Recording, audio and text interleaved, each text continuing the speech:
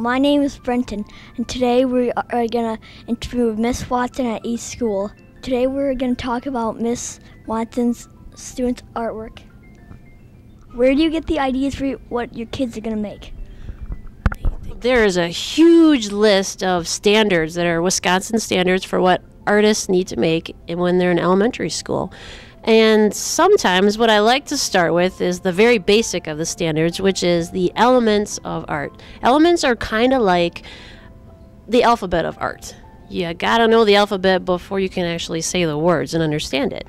I have the elements posted in my classroom. They're over here. We have 7 elements of art, and I start out a lot of lessons based on these, especially with the youngest elementary students, like kindergarten, 1st, and 2nd grade. Sometimes we review them again when you're older, too, in 4th and 5th grade.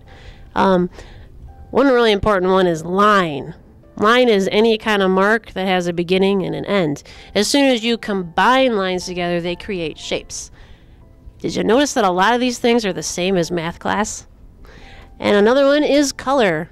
Wow, there's a lot of ways that colors interact with each other, and they're really important.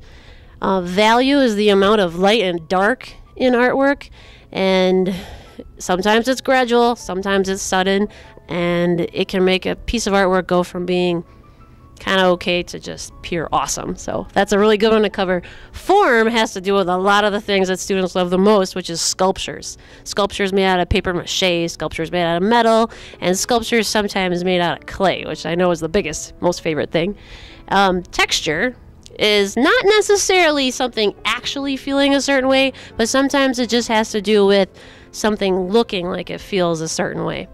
And the last one is space. Space has 2 main meanings. Space has to do with the areas around objects, kind of like the positive and the negative, the most important and the not as important things, the background. And sometimes it has to do with the pure illusion in art, which is the way that things look like they go farther away. And that can be done by having things very, very, very small, farther away, making them a little blurry, stuff like that.